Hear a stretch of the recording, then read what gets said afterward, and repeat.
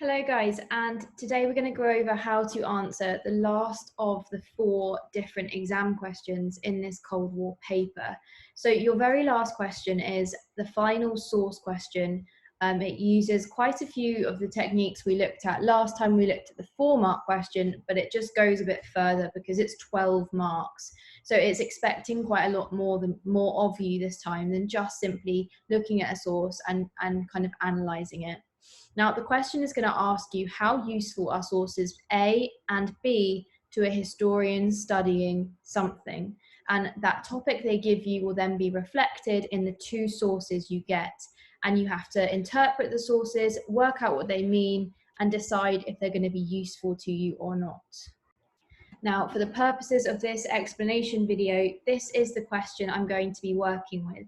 How useful are sources A and B to a historian studying opinions in the West about the Hungarian uprising? So that's the question we're focused on. Not only do you need to look at Hungarian uprising, but you need to look at this part, opinions in the West. That's what we're focusing on. There's no point looking at the sources I show you in a second and getting into details about the Hungarian uprising if it's not relevant to opinions in the West.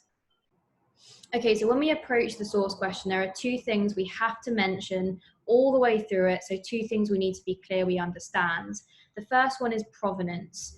Why does the provenance of this source make it useful? I'm going to go over what provenance is in a second. The second one is content.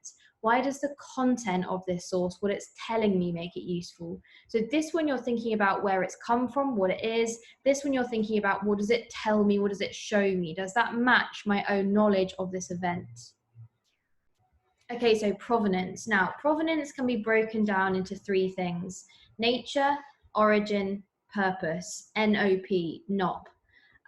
Nature, what is the source? Is it a cartoon? Is it a photograph? Is it a newspaper? Is it a video reel? Whatever it is, what is it? Origin, who made it? What year was it made? What country has it come from?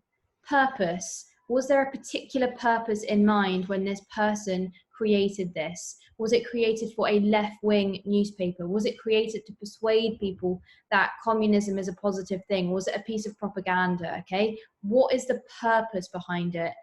Now, what you have to do then is consider how the answers to all of this make the source useful to us. When we look at it as a historian, what is it telling us? Now, it's much better to think about why the source is useful rather than trying to criticize why it isn't. So rather than thinking, okay, well, it must be biased, it's from a particular perspective, think about why that makes it useful. And I'm going to go over how you do that in just a second. Okay, so this is the source I want to start with when we look at how we use the provenance. Now, the source is actually this one down here, and this is the provenance they've given you about where it comes from. So the exam board have written this out in your paper to accompany the source. Now, let's read it. So, it is a cartoon by Michael Cummings, published in November 1956 in the British News Chronicle newspaper. His targets were usually left-wing, such as trade unions, so he usually targeted to cartoon and take the mickey out of, or you can use the word satirical, which means taking the mickey, but it's a better word. So he normally made satirical cartoons about left-wing things like trade unions. So we know, therefore, he often criticizes the left wing. The cartoon shows a man representing Hungary lying on the floor while a soldier with a Soviet emblem on his helmet walks away. So that's what we're told about where this source has come from. So the next thing we need to do is break that down into our nature, origin, and purpose. So nature, what is it? Well, it's a cartoon in a national newspaper that often criticise left-wing movements. Origin, well, it's a British cartoonist produced in November 1956. And you could add to that he's criticising the left wing. Purpose, well, it's to gain support for Hungary's cause. We can see that in the newspaper, and it often tries to criticise the left wing. Now you've got that sorted, we need to try and brainstorm. Okay, so what does that tell us about what can we learn from this source, knowing all of those things about it? Well, it shows that liberty is being stifled in Hungary. Cummings is criticising the left-wing movement, so he would be critical of communism. It's produced at the same time of the uprising, November, so it shows public opinion at the time was concerned about what's happening in Britain. And it tells us that people around the world were interested in what was happening. It also tells us that people around the world were seeing the Soviet Union as the aggressor. Now, remembering our question, which was on Western attitudes, that's really useful for us to know. And it doesn't actually matter that he was being critical of the communist movement. It's very interesting to us to know that people were criticizing. That's useful to us in learning about the time period as a whole. Right, once we've addressed the provenance of the source, we need to think about the content of it. So what in the source itself is useful to us in learning about the Hungarian uprising, and in particular Western attitudes to the Hungarian uprising. So we can see that this British cartoonist has drawn a Soviet soldier acting violently, and it's drawn a message from the United Nations, passing a revolution, but doing no more than that. So, you know, we can see there's potentially a criticism there of the UN, and a comment that the USSR acted harshly. Now, what you have to do, just like you had to do in the 4-mark question, is find some evidence to back this up. You will not get high marks on this unless you use really good specific evidence. For example, we can say that the UN did pass a resolution, but that it was vetoed by the Soviet Union and no more action was taken.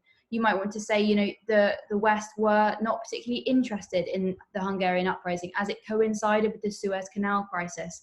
And actually that's where Western attitudes were looking rather than at Hungary. So actually the UN did only pass a resolution, okay? But you have to provide evidence to back up what the source is telling you to show that it's useful to us as historians. Right, we've looked at source A. Now we need to address source B. Now it's likely there's definitely a chance that you might get one drawn source, so a picture, and one written source like this. So likewise with the first source, we've been given the provenance at the top. So what it says is this: written for Time Life magazine by the left-wing American journalist Archibald MacLeish, 10th of December 1956. He was briefly given responsibility for promoting the idea of the UN in the final weeks of the Roosevelt presidency. He was investigated as a suspected communist, but no real evidence was found. So we know he's left-wing, so he's actually a different political party than our first cartoonist was, a different political alliance. He's American, so a different country from our first cartoonist. It suggests there might be some sympathy here with communism, so we might be expecting to see something more sympathetic to the communist nation. We'll have to wait and see. So this is what the source itself says down here. We do not speak of a Hungarian revolution. We speak of a Hungarian agony. From the moment when the communist regime in Budapest fired upon an unarmed crowd and turned its quarrel with the Hungarian people from a political quarrel which it could not win into an armed revolt which, with Soviet aid, it could not lose, the suppression of the Hungarian resistance was inevitable. The world seemed to feel it had no choice, short of atomic war, but to sit back and watch in horror and disgust. So interestingly, even though he's from a left-wing and more favourable to communism perspective, it's still very critical of the communist regime. It's showing good support for the Hungarian people. It's viewing the USSR as being treacherous. And so we've now read that. We need to think about content and provenance again. So in terms of content, it describes the horror of what happened in Hungary. It's critical of the USSR's actions. It describes the USSR as treacherous. And it suggests that actually the world would have no ability to intervene without risking nuclear war. So what you should be thinking at this point is actually there are some differences, but also some comparisons between the two sources. This one is suggesting and being slightly more sympathetic at world reaction, whereas source A was being slightly more critical of the UN's lack of action. Both of them are condemning the USSR. Both of them are criticizing communism in these sources. So next we need to think about the provenance of source B. So it's a magazine piece. In terms of origin, it was written by a left-wing American journalist. This might mean he has more sympathy with communism. However, we can see it's being critical. It's written a month after the event in December 1956. In terms of purpose, the provenance did tell us that he was given the role to promote the UN. This could mean he's trying to portray the international response as more positive. So if we just return back to our question, remember that's the essay question we want to try and write. We're now going to think about how you write it up. When you write this up, we want 3 paragraphs. The first 2 are very simple and self-explanatory. Source A, source B. Content and provenance, content and provenance. So it should look something a little like this.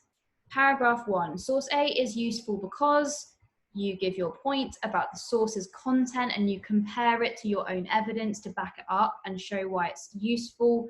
You do it a couple of times and you refer to provenance. The provenance is also useful because it shows us how British, journalists were criticizing the communist action. Okay, you think about those provenance points we had and you use one.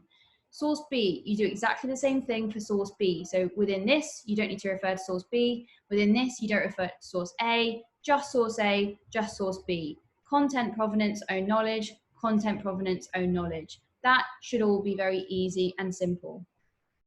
Right, paragraph 3 is then therefore the hardest paragraph, but also the most important.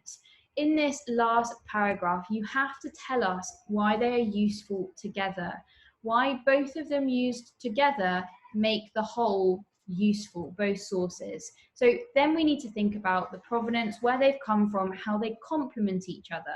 So we can say they both come from different Western countries, so show different Western attitudes. The authors have different political alliances and show us as a general consensus, regardless of political alliance, that the Soviets should be criticized. And we can also say there's a range of political opinion that condemned the Soviet actions. So if you put that into paragraph 3, you have a very, very convincing overall argument that will get you high marks.